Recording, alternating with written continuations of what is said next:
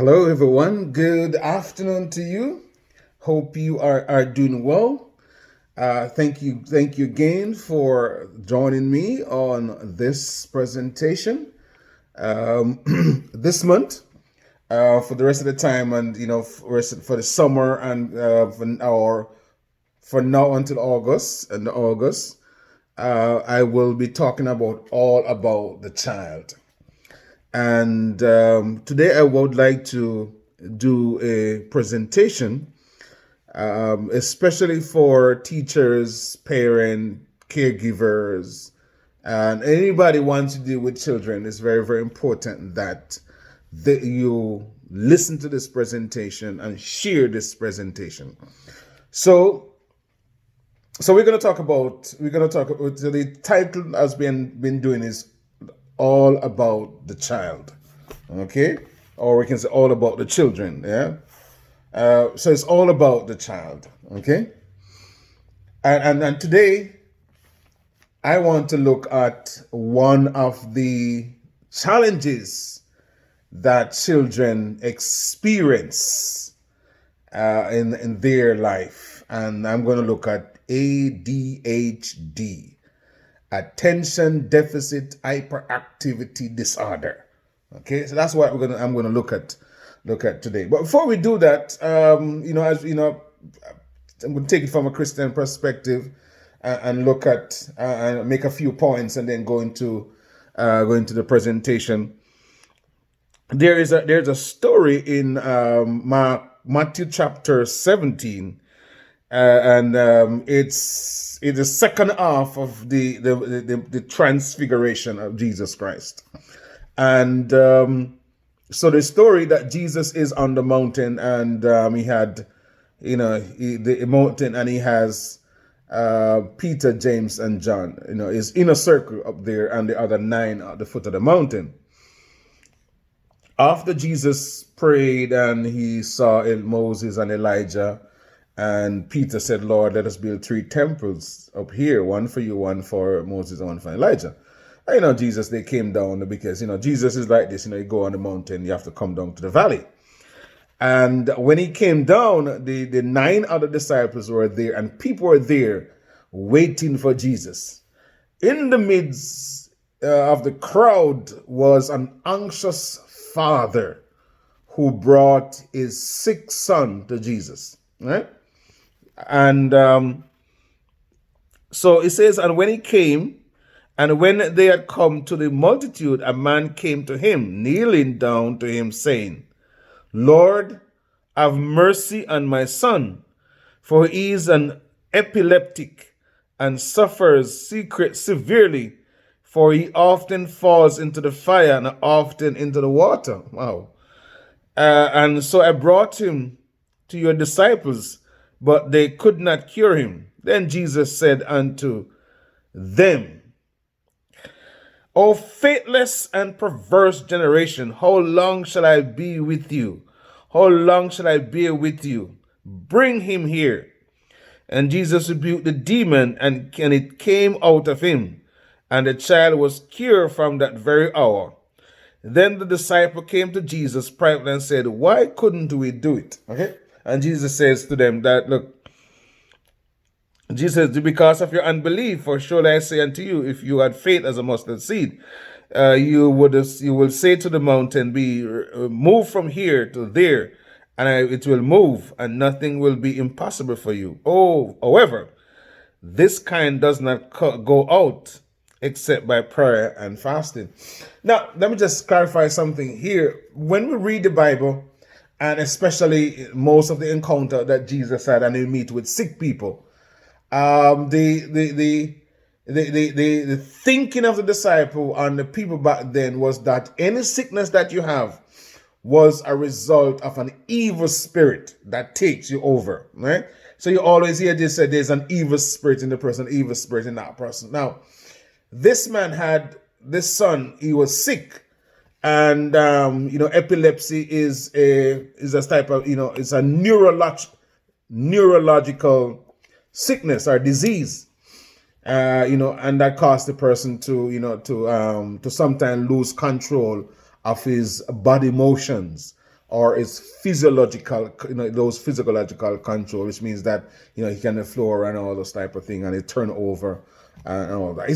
So when the Bible talk about, it's not that there was a spirit, but this disease, they're attributed to some evil spirit, because they live in this Greco-Roman culture, where the Greek believed that the spirit is good and the body is evil.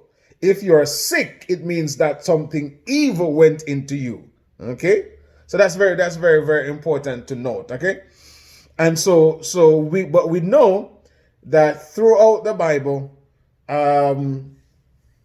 the enemy has always go after boys, and you're gonna discover in the presentation that ADHD affect more boys than girls. And so that's very enlightening. So the essence, the message here is that the evil tendency tends to affect the stronger race, not the weaker, right? The stronger race, as opposite that we believe that, and it's believed that because male are going to be stronger.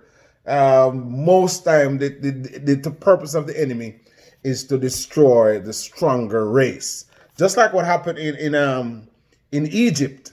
The king, Pharaoh, says, let's just destroy the male child, because in that group of children was going to be raised up a Messiah, a deliverer. So Pharaoh's intention was to destroy all the male with the intention of destroy the promised Messiah. And we know that behind the scene, it was the man behind the scene was the devil. Okay, so I want that's what I want to build it there. And from some time ago, I've been talking about what we call the pre-pregnancy and the pregnancy and the post-pregnancy, and talk about the training, the pre-training, the training, and the post-training. And one of the things that I allude to is that mothers must once the pregnant mother must be careful of what she eats, what she listens to, and what she does. Okay. And I made the point also, there is important that the mother and the father, or the husband and the wife, ensure that they do what we call a medical checkup before they go and get pregnant or about to have a child, because this is absolutely important. Okay, all right? Don't just have a child, because you don't know, there could be trace of some hereditary disease in one of you. Okay, it could be you, the mother, and it could be you, the father. It could be the father. You don't know. Only a test can discover that something is there. Okay, so I just want to put it out there. So we're going to talk about ADHD, and a lot of people, a lot of children have it. I think it's one in every five child has ADHD. Now, historically, ADHD was also known as ADD, attention deficit disorder. So what they have done in the DSM-5 is to revisit that, revise that thinking, and just bring everything together. So now it is called attention deficit hyperactivity disorder. Okay, and they have divided into 3 areas. Okay, 3 areas: inattentive, hyperactivity, and impulsivity. Okay, there's 3 areas. So that's very important. You need to know. Okay, we no longer call it ADD. Okay, we call it ADHD. All right, and it's a scientific diagnosis, which means that it has to be done by a psychiatrist or an experienced therapist. Okay, that's very important. Now, and it's sometimes, and it's also in some literature, it is called the combined type. Okay, it's called a combined type. Okay, and it generally start it start early, maybe from birth up until 12 years old. It's after 12 years old, you won't see any sign of ADHD, which is why we say it's not a prison sentence if a child has ADHD. Okay, and it has to, for it to be considered ADHD, there are a number of things that has to be observed, and it has to be last over 6 months. Okay, the 6 months, and so for a child to be diagnosed with ADHD, it has to have 6 of the 9 characteristics. Okay, 6 of the 9 characteristics. So let's look at them in the terms of the order in which they appear. Okay, so the first one is inattentive. Okay, so if you have a child without church, okay, because children are generally at 4 or 3 places. They are at church, school, at home. Okay, those 3 places. So I'm talking to pastor, youth leaders, elders, parents, well-wishers, caregivers. Okay, you have to ensure that you know this thing, because at church it's same as school, because they have their own Sabbath school. They have primary, they have kindergarten, primary, junior, and so forth. So it's a school. Okay, so you have to know if these children come under your care, what you need to do. Okay, all right. So in this, they talk about the inattentive. Okay, and look at some. Number 1, a child fails to give close attention to details and often make silly mistakes. Okay, the child can't give attention to details. For instance, if you give the child something to read, the child just not going to read it, or the child just basically struggle over words and so forth. Number 2, has difficulty sustaining attention or tasks and play activities. Okay, so it can't focus. See, he's here, he's touching something, he's touching there, he's basically all over the place, and he can't, the level of focus is not there. Okay, the level of focus not there. Okay, so look for that, the difficulty sustaining attention. Okay, so for instance, as soon as he sees another child looking at something, he wants to look at that and say, what is this, what is that, what are you looking at, so that's very, you have to look for that, right? Number 3, does not seems to listen when spoken to. Okay, never this guy, because what? Because he's all over the place. He's there fidgeting, doing all over the place. So he can't listen very carefully, very keenly. Okay. Number 4, does not follow through on instruction and fails to finish schoolwork. Okay. So chances are, if you give the child, say, a memory verse to read, he will basically start it but unable to finish it. Okay, you give the child a homework, is unfinished. The child doesn't finish the homework, and sometimes and it can frustrate teachers and parents. ADHD is not a very easy mental challenges. One of the easiest mental challenges that parents can deal with. Okay. So he has difficulty organizing tasks. Okay, so if you give him like the Lego block or the thing where they can basically organize, show the organization skill, what we call the testing the child psychomotor skills, or we check the child cognitive skills, so the child organize things and follow instruction. The child would have a difficulty in organizing such tasks. The child avoids and is reluctant to engage in tasks that require sustained mental effort. Okay, as I said before, like putting together like a Lego, block work, and they have different, they have different types of things that the child is able to fix to make an image, to make a project, and so forth. The child is difficult to have that, right? Because the child is not able to sustain that. Okay, sustain it there because it takes a lot of mental effort. Loses things necessary or task activity. The child, the child loses things necessary for task or activity. The child is losing a pencil, the book, those things, all over the place. Because the child, its ability to focus and organize things is difficult. Easily distracted by external stimulus. Okay, so that's why if you have a child and you know somebody have a child and you want the child to focus on activity, the television cannot be on the same time. The certain music cannot be on at the same time. It just one thing has to be focused on. Okay, because as we go down to some of the what we call the treatment approach, we're going to share some ideas with you. And the child forget daily activities. So that's the child. That's for inattentiveness. Okay.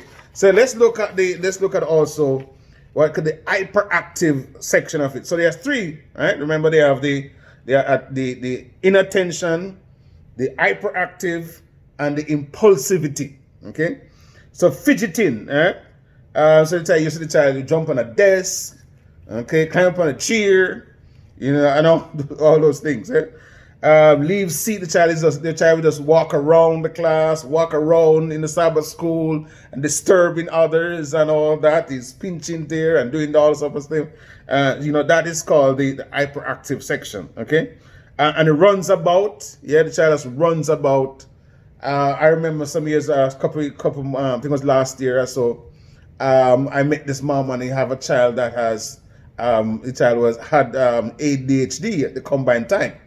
And autism, in a mixture of autistic and ADHD, because sometimes they can have both. And it leaves, child could not be controlled.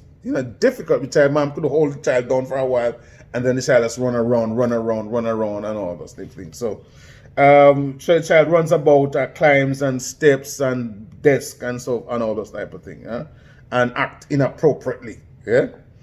Unable to play or engage in leisure activity, yes, and able to play. You have, this is crucial. Can't play and can't engage for an extended period of time. Talk excessively. He wants to control. He wants to talk. And as a family behavior therapist, I have a few of them, and I can tell you it's not one of the easiest thing for parents. And sometimes a therapist I've just have to say, parents, guys, you are really strong, because it's not easy. Just imagine if it's not easy for the therapist, what about the parents? Yeah, so that talk excessively. They want to dominate. They want to talk. They say, okay, all right, John, let's do this activity, and they want to tell you about last month what happened. They want to tell you about the cartoon. They want to tell you about all these things in one conversation. Okay, and in a class, they blurt out answer before the question is finished. Hey teacher, me teacher. So they know the activity as okay, and they have difficulty in waiting their turn. Okay, and interrupts. Like to interrupt the teaching. That's the hyperactivity. Now let's look at the other one, the impulsivity. Okay, and the impulsivity, and see what it says here. Just bear with me a minute there, and hear what it says here. Okay. Okay. Let me see if I got that. Okay. So that's crucial. It's crucial for us to understand or some of the things that we can discover about the child, and the different approach to be taken. So let's So let's carry on. Let's carry on. Then we come back to. So the impulsivity is that the child this child does act out, disrupt the class, say things out of, just blurt out things, and so and they're called disruptive behavior. Now, one of the things that we must understand, what cause ADHD, all right? And so let's look at what we know are some of the cause of ADHD, okay? Parental risk. Let's talk about parental risk. And this goes back to what I said before in the earlier presentation, that one of the things that the parents, they must do before they plan to get pregnant, or before they're pregnant, that you must do a test, and you must ask the doctor specifically that I want to ensure that if there's anything that will affect the newborn that I maybe inherited from from family member, because there's a generation, it can come from a generation also. However, it can also cause, because what we call low birth increase, which means that there are certain things that affect the baby, so the baby can born premature, okay? Premature because of the mother's exposure. And this is very to alcohol, tobacco, or any form of induced chemical, okay? Like cocaine, meth, alcohol, any type of those things can affect the child and allow the child, make the child cause the child to have, or to born with ADHD. Okay, so those are very, very, very, very important. It is basically what the lifestyle of the mother is critical to the child's well-being. Okay, remember, and I go back for, is that what we call the lifestyle of the mother affects the unborn in so many ways, and that's why it's important. The mother must make sure that she listens to good music, and I refer to what I call the Mozart effect. We call classical music. Read to the unborn, share story, talk to the child. All those things are very, very important. Very important. Environmental, and what research have found out is that parents who live close to what we call lead factory, or any environment that has a high percentage of lead, predispose the mother or the unborn to have ADHD. Right? So that's also very, very important. Okay, and also family history. Yeah, family history is very. So there's 3 areas. So we have parental risk, environmental, and we have family history. There goes again. We need to to our children, and sometimes we need to tell parents. Sometimes, people just get pregnant for pregnancy's sake, not considering what the effect is going to be on the child, and you don't know what type of hereditary disease, or that the father has in his genes, that he carried over from generation to generation. Because most of the time, parents don't do any form of tests. They just get pregnant. And when the child born, you basically curse God, because God caused this to happen. But God gave you 5 senses. Yeah, and He gives you a second one, common sense. Okay, you have to know this. Okay, so that's very, very important. So those 3 areas that cause. But the other thing that the doctor, they say, what we call neurotransmitters that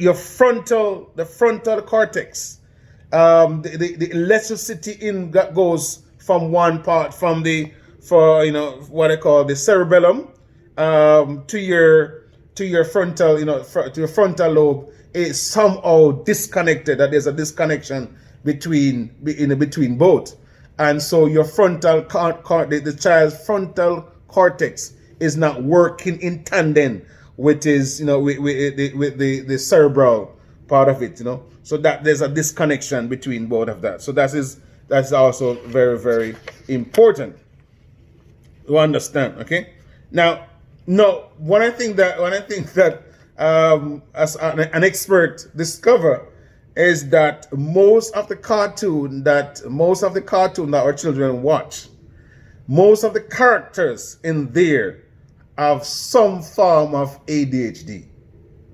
I say that. Most of the cartoon that children are exposed to or watch, yes, the characters have some form of ADHD. All right, I'm going to show you this, right?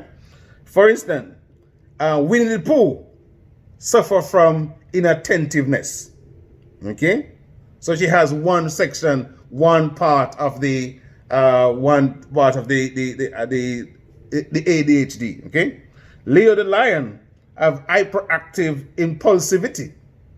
Okay, Bunny the rabbit, he's obsessive about his garden. He has OCD, obsessive compulsive disorder, in that region. Okay, and there are many other characters that is cartoon character, because they don't do one thing. They don't do one thing. They're all over the place and all that. So see. And 30% of people who with HD also have what we call 30% of people who have ADHD also have what we call a form of anxiety. Okay, whether it is one at the lower spectrum or the higher spectrum. Okay, 20% of people with ADHD also have depression. Okay, and so this is a crucial part of the whole dynamics of how this is so important for parents with children to know. Okay, and so the other part of it is now, okay, as I've said before, what we need to know also, I was mentioning about the frontal cortex, is that the frontal cortex is where organizing, working memory, impulse control, emotional control, time management, self-monitoring, all that is in your frontal lobe. If that is affected, that the person develop what we call ADHD, attention deficit hyperactivity disorder. Okay, so it affect the neurotransmitter, okay, and lower the child's dopamine. Okay, let's talk about the cure and talk about how it can be managed. Okay, let's talk about managing. Okay, we'll talk about managing. Managing it is very, very important. There are two ways in which ADHD can be managed. Number one, it is through medication, and the other is through therapy. Okay, and I'm going to share with you. They have three types of medication. We have what we call antidepressant. We have psychostimulant. Okay, and we have antipsychotic medication. Okay, so they have those three, and the doctor is the expert will determine what the child gets. Okay, for my children, most of them get what we call Adderall, which is a psychostimulant. Okay, the Adderall, they get Adderall, 2 gram, 5 gram in that region. And what I discover also with some of my clients are from age 3 to up to 15, 16, 17. Okay. And what I discover with some of my clients is that they become immune to they can become immune to the medication, which means that it doesn't show effect on them. Other of them, the others, when they get sleepy, and they will sleep for like 2 hours when they take it. But one thing that they become super calm. When I say super calm, when that child takes it, you will basically wonder if you get it's not really my child, because there's a child, there's this calmness. Okay, so it's important. So so those are three. So for antidepressant, we have Wilbertrin, Tafranol, Prozac, Palmolive. For the psycho, we have Ritalin, Adderall, Concerta, Sidlert, Dexedrine, Focalin, and Mytalin. Okay, so those are the type of medication that that the child will take and prescribed by the child psychiatrist. Now, as it relates to therapy, the purpose of therapy is to make sure that there's structure in the child's life. If you know somebody who you might have a child, or know somebody have a child that is hyper, all right? The one of the therapy is basically offering structure in the child's life. Okay, so like the 3-year-old, the 4-year-old. What my approach is that for them to basically practice what we call stop, look, and listen. Okay, because this is one of the problem they have. Stop, and they need to stop what they're doing. Okay, they need to look, focus, pay attention. Okay, and they need to listen, try to process what the given directives are. Okay. So that's one of the techniques that can be used. Another technique to use is what we call the safari tour. The safari tour is basically ask a child to imagine that you are at a zoo, and what are some of the animals that you will see there from A to Z. And what that does is basically help the child in two ways: concentration, and also to follow a basic pattern of memory. Okay, there are many other approaches. So we have with cognitive behavioral therapy, we have DBT, mindfulness techniques, and we have so many other techniques that can be used. But it basically control that there must be structure in the child that has HD for the child to basically managing it. Okay, medication and therapy. Some places, some people might be listening from Jamaica, may not have that. You might have the medication, but not the therapy. So there has to be both. All right, there has to be therapy and there has to be medication. Okay, so those are the two: the cognitive behavioral therapy and the medication help the child to focus. And what they discover after a period of time, that the child taking the medication, the what called a picture of the brain, it goes back to what? Normal. Okay, over a period of time. And that is why it does not last over 12 years old. Okay, because the brain is basically developed with the medication and with the therapy. So let's see if there's anything else I want to share with you and we move on to something else as it relates to that. Okay. Yeah, let's see. There's anything. Yeah. So here's what I want to share with you. Okay. 5% of our children have ADHD. 5%. Okay. 35% will fail high school. 25% have at least one learning disabilities. Okay. Learning disability could be dyslexia. As many other, and could be others, and I'm going to share with you some of the learning disability that a child can have, right? And this is why I know boys are more likely to have or to suffer from ADHD. Okay, and I know when I saw this, I was saying to myself, yeah, I've never thought about that, but It's true. Most of my clients are boys that have ADHD. Yeah, yeah. So it goes back to the point earlier when I made was that it seems as if the enemy wants to destroy the stronger race. Yeah, because girls